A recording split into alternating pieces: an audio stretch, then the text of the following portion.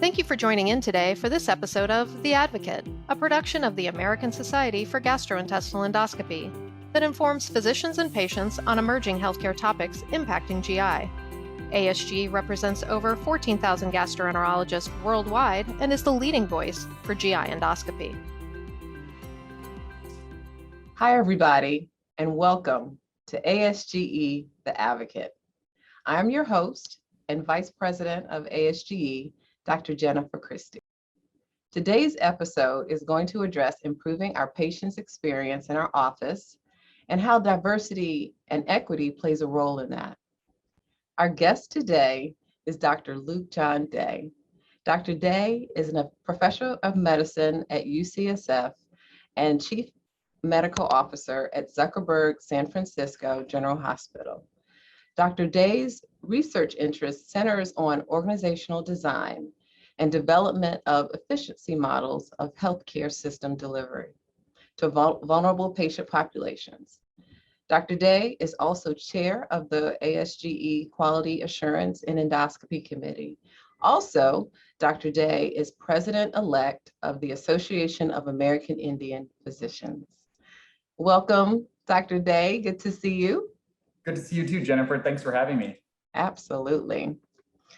So we're talking about some really important stuff today, and really looking forward to your thoughts and insights on the topic as it relates to diversity and equity in the workplace for our workforce as well as patients. So let's jump right in. Luke, can you tell us what are some of the current challenges that exist in physician, staff, and the patient experience? Well, first, thank you again, Jennifer, for having me today. Very excited to be here on the show and really looking forward to our discussion, especially on several really important, but also really near and dear topics to my heart. There are a number of challenges we see around both staff and patient experience. I think one of the biggest challenges is really around gathering data. I think one of the key things we need to do is to measure it. There are a lot of tools out there which can be, I think, a little intimidating both for employers for measuring both their staff and patient experience. So it's being sure to sort of, select the right tool to use to measure it. And I think also to make sure we answer the right or ask the right questions, because I think sometimes when people are filling out these surveys or tools, you can get bogged down with so many questions. And so it's really, what is it we're trying to understand? And then really, I think, another challenge is really looking at what are some of the best practices or proven interventions to improve both staff and patient experience. The one thing I always tell people is they both are not separate from each other. They're actually really interrelated. We know when patient experience is high, staff experience is high, and vice versa. And so I think the best thing we could probably do is to try to merge the two together and really think about what are some interventions that can improve both, because both really drive each other. Yeah, no, I absolutely agree. I mean, I think we feed off of each other every day in the workplace, and it's important that the energy and the, obviously we all have the same goals, but the energy is good, and we ultimately do the best for our patients. Absolutely. So can you tell us, do you know of any programs that can be developed in our practice to help our teams, from the physician to the front desk person, to improve the patient experience? Yeah, there's a lot of data out there to look at how do we improve patient experience. Unfortunately, a lot of it's not focused on gastroenterology specifically, but I think we can look at other disciplines, just really look at what are some best practices we could implement. A couple of things I always like to sort of think about is one, what is important to measure. So I think first, it's just really making a commitment to measuring the patient experience. And so really ensuring that we do it in a very data-driven, transparent, and sort of frequent manner. The next thing is really sort of looking at our teams and sort of how we work together within the workplace. I always like to sort of do huddles. I like the word huddle because it really connotes like teamwork and teams coming together. And so doing what I call sort of operational huddles each day, whether it's in the endoscopy unit or in the clinic, I think are really fundamentally important. What we do at our unit is we have a 5 to 10 minute huddle. We follow sort of a standard process. And part of that is really reviewing some of the data around patient experience. but then also talking about what are things we can do to improve it, and then also celebrating our staff who kind of go the extra mile with our patients. The other key thing is really, I think, communication. Patients really value communication, both in the clinic or in the endoscopy unit, inpatient or outpatient. And so I think it's really working and focusing on that. There are a lot of tools out there to help with training and communication, but I think also coaching and communication and providing feedback to staff. And what I think we've learned a lot about communication is one is really setting patients' expectations. So, if you're running behind, so time is really important to both patients, but also our staff. And so really just communicating if there's going to be delays. And I think also just clearly articulating what people should expect after a visit. I think a lot of times patients report that they're not sure what the plan is or what they should expect afterwards or what they should do if they have questions. And so I think it's really meeting patients where they are and really just having a standardized script to provide patients with what to expect for follow-up. And then lastly, what we do at our institution, I've seen others do it across the country, is we do what's called process scripting. Some people sort of avoid that, but I think it's really helpful to sort of use a framework. So things like AIDIT or iCare, which are acronyms really just to provide guidance to staff for how we can navigate and interact with patients. So, simple things such as saying hello, making eye contact, asking if patients have any other questions. Do you have any follow-up questions? Saying thank you.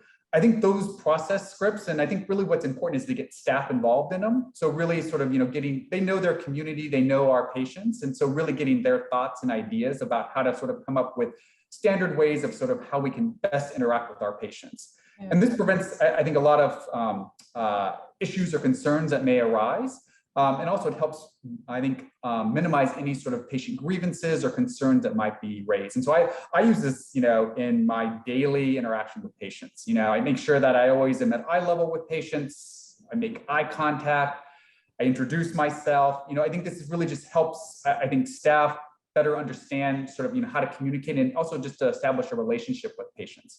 But it's important from the frontline desk to providers to be able to follow those same sort of standard process scripting. I agree with that. But, oftentimes we'll hear patients say, everyone was so great from the time I walked in. I mean, that our front door folks are probably more important than what happens in the back, right? Because that starts the day. And similarly, if it doesn't start off well, then it can really dictate the rest of their experience. Absolutely. I think one of the key things, especially at hospital-based clinics or endoscopy units, or even, ambulatory surgery centers, is the moment a patient steps onto that campus or to that front door, that's their experience. It's right when they hit there. And so, if they're looking confused or lost, what we encourage and what I always do is walk up to them and say, hi, my name is Luke. How can I help you? How can I get you to your appointment? And so all of our staff, providers, nurses, frontline staff, including, our janitors, our receptionists, everyone is encouraged to really sort of go out of their way to make sure patients feel at home and to help them navigate the system. Because as we all know, it's pretty complex, especially at large institutions. It can be pretty hard to navigate and find your appointments. Yeah, that's true. I wanted to ask you a follow-up question about your huddle. So what is the expectation around who is at the huddle? I think the attendees are critical because we don't always have good representation at the huddle, but what is your expectation at your center? Yeah, our expectation is that everyone who is working that day, whether it's in the morning or in the afternoon when you have the huddle, that they're present. And this includes physicians. So we expect physicians who are working, our front desk staff, nurses, medical assistants, everyone to really huddle just before clinic or endoscopy begins. And we sort of set clear expectations of what time it starts, how long it lasts. So many times we'll time it to make sure we don't go over that 10 minutes. And we follow just a very standard script in terms of, the purpose of the huddle. We review a little bit of data. We'll go over some interventions maybe we're working on. And then we just briefly talk about operations. So, are there any sick calls or do we expect any challenges today? And then we celebrate at the end of it. When you first start the huddles, it can feel a little awkward trying to sort of follow that script, and they may go longer because I think a lot of times, staff haven't had an opportunity to express ideas or concerns. But after a while, and once you sort of embed it into your daily practice, they can be incredibly efficient, but also really high yield and valuable. We've used them for moves, implementation of new electronic health records, new workflows. They're just really critical to disseminating information, but hearing back from staff about sort of what's working, but also what's not working, and what are their ideas to try to improve things. Yeah, I like that. Particularly, you learned so much about what the staff may be challenged with that week or that day. You learn more than anything. Exactly. And our staff, I think I always say every time I've been to a huddle, whether it's at my institution or others, staff have just truly phenomenal ideas about how to improve the process. They're right there. They know what the issues are. They know what works. And I think many times, people haven't asked, what do you think we should do, or what should we try? A lot of it comes from top down. And so this really encourages us to come from the bottom up, from people who are doing the work. What are ways we can improve the experience for our patients, but also I think staff as well too. Yeah. So I want to ask you, where does diversity, equity, and creating a culture of inclusion fit into many of the approaches that you just told us about? Well, one, I think it absolutely fits into it. I think, it's really important that we think about diversity, equity, and inclusion in the workplace, both for our staff, but also our patients as well. Mm-hmm. We know, from decades of research that having a diverse workforce just has a number of important and critically essential benefits. Mm-hmm. We know it leads to more creative teams, more innovation, much more productive workforce, much more engaged workforce. Mm-hmm. And we also know that our patients are better served by having a diverse workforce. And so I think it's really important that organizations make a commitment to diversity and equity. But in addition to making that commitment, really developing a tangible, clear, and transparent plan about how they're going to improve it and sustain it. And so there's a lot of tools out there that I think organizations can consider. One of the first things I always recommend is that it starts with the executive team. So the executive team, one, not only needs to be a diverse team, but has to make that commitment to it. And it's really just more than articulating a policy, but it's really articulating that policy, but what is the vision? And then really acting upon that vision and really creating an inclusive culture where people embrace diversity, feel comfortable talking about diversity. And then also, I think really having specific interventions to improve diversity in the workforce, but also to make sure that patients, when they come to that campus, feel that they're included, that their voice is heard, and that they're going to be respected when they're there for their care. Do you know of any sort of metrics or ways to even measure whether we're accomplishing some of those goals that you just talked about? That's an excellent question. It goes back to data, I think. Just like measuring staff experience and patient experience, I think it's really important to measure diversity and sort of people's experience around diversity, equity, inclusion on that campus or in that workforce. Mm-hmm. So there's a lot of fantastic surveys and tools out there that allow organizations to really assess their diversity climate. And it goes more just beyond looking at sort of their workforce, but it's really assessing what are people's perceptions on campus. What are people's perceptions in terms of, how workers talk about diversity, how they feel, how they're respected, how people communicate. And this, I think, really gives, they're very thorough, very comprehensive surveys that provide a nice objective picture of what the climate is like for that organization. For example, at ZSFG, we did a diversity survey about 5 years ago, and it was very humbling for us. We learned quite a bit about what our staff were experiencing and what they had been experiencing for decades. And so it really gave us a clearer picture of where we were, what the climate was like, but then where we needed to go afterwards. So it's important to measure it and look at that data, but then you really not only have to share that data back to your staff, even if it's not what you think it's going to be, but then really, what are you going to do moving forward? What are some tangible key interventions you can implement to really try to change people's perception and people's feeling towards the organization? Absolutely. I like also that you said that, first of all, it starts with the executive team, but also that team needs to be diverse. And people Absolutely. need to see that because that's going to dictate the culture of the organization and also allows different perspectives. So I totally get that. I get that, Luke. Yeah, absolutely. So very good. So as you know, through the proposed rulemaking, CMS is making it a priority to incorporate quality improvement activities related to health equity into the quality payment program. What types of efforts or quality metrics can be done in GI to increase health equity in patient care? So I really applaud CMS for coming out with this statement. I think it's really essential that we begin to look at health equity, but really looking at health equity in terms of sort of all the different aspects of care we deliver to our patients in terms of quality, safety, efficiency. And there are many areas in quality we could look at from a health equity lens. I first would start with, I challenge us as a society in GI to be a leader in this. I think, in GI, we have several quality indicators that we look at specifically from the lens of endoscopy, but some of our GI diseases. But I really would push us to look at it from a health equity perspective. And so again, that really starts with taking our metrics that we have, but really stratifying that data by race, ethnicity, gender, sexual orientation. So really sort of digging a little bit deeper into that data and looking to see, one, are there disparities there? But two, if they're not disparities, celebrating that, but then asking the question, why aren't there disparities or why are there disparities and what can we learn from it?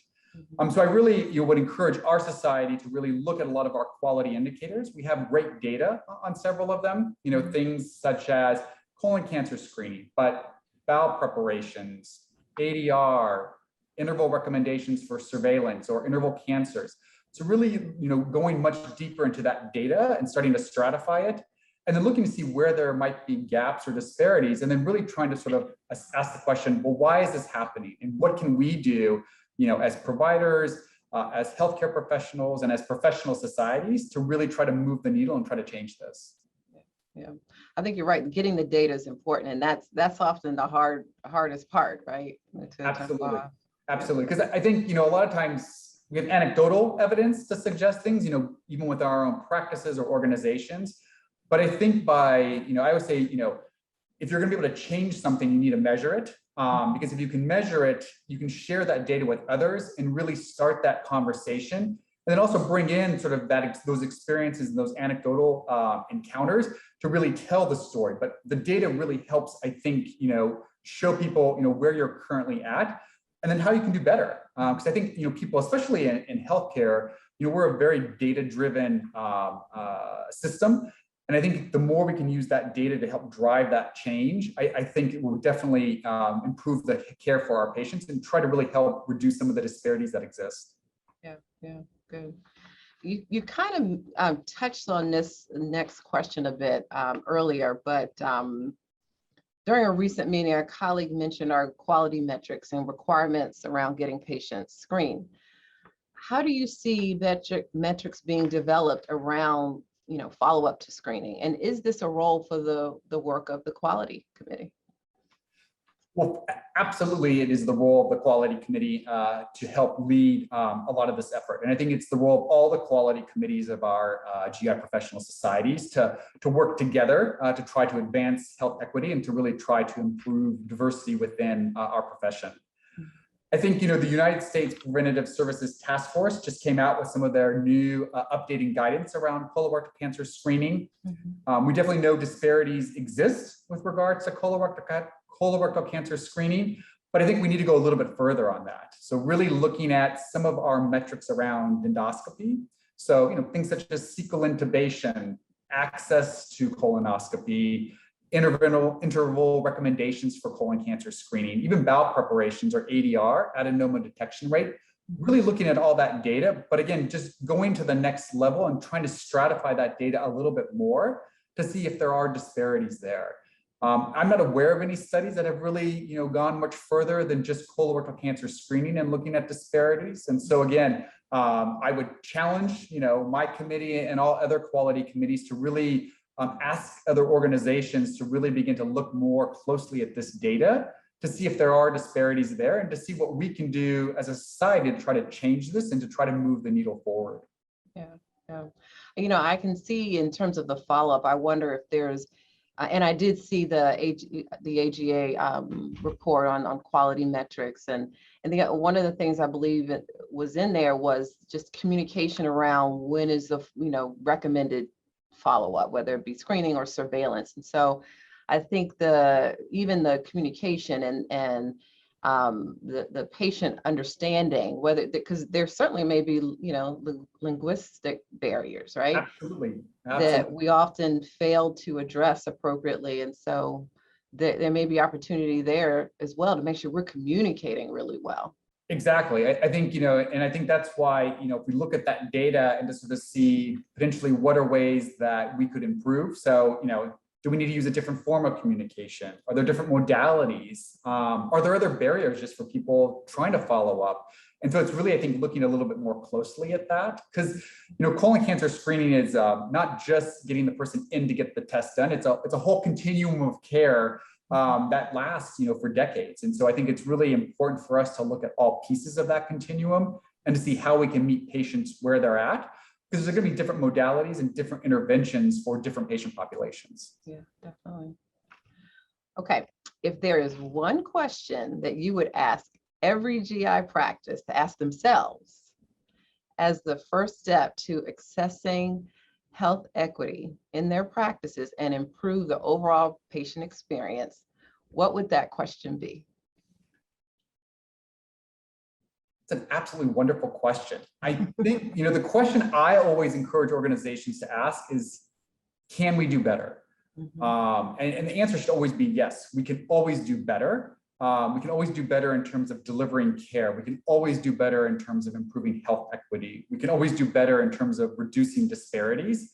And it's a journey, and I think it's always, we should be asking ourselves that question and really moving forward to see how we can continue to improve and sustain the improvements that we have. Mm-hmm. I think a lot of times organizations, I sort of think about it in terms of a framework of how we think about improving diversity, equity, and inclusion, and even, the experience for our patients and staff within organizations.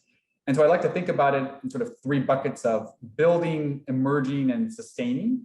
Most groups are really sort of at that building piece right now, sort of really thinking about, well, where are we currently at? Doing really an objective assessment of our organization, that leadership team, our workforce, understanding the climate, understanding our patients' experiences. And then moving on to that emerging experience, that emerging domain is really taking all that information, being like, what can we do? What are some, proven best practices? Really, what can we do as an organization to improve those areas?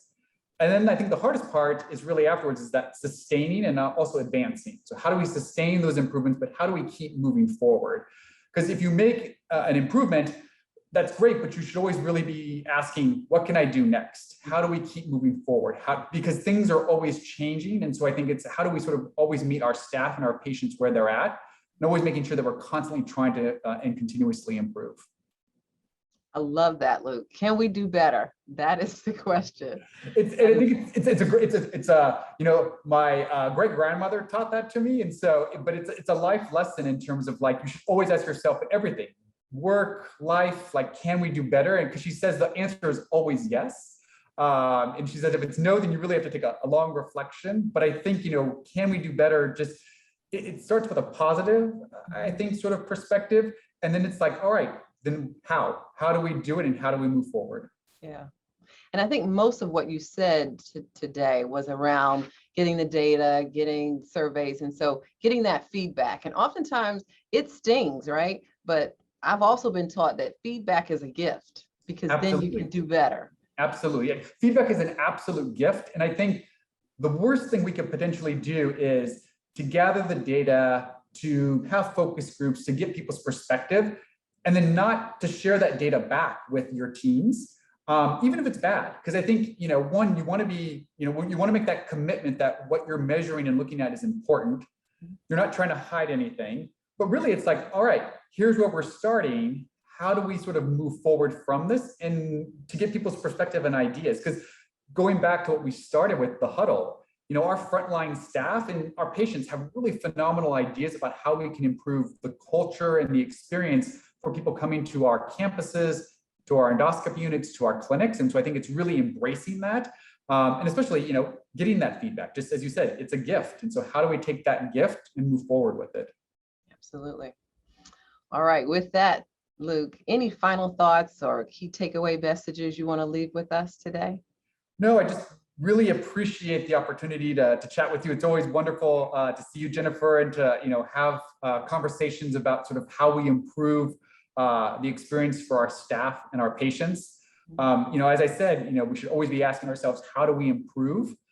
Because we can, and people shouldn't feel alone in this journey. There's a lot of great tools out there. I've made mistakes, as I've tried to sort of improve within my organization, but learning from mistakes, taking feedback only helps you grow and only helps your organization grow, which ultimately will help our patients in the end. Absolutely. Well, with that, my sincere thanks, Dr. Lukejohn Day, for addressing some really important topics today and dropping the knowledge on us. We'd also like to encourage anyone who has not already had their COVID vaccine to go ahead and get that done.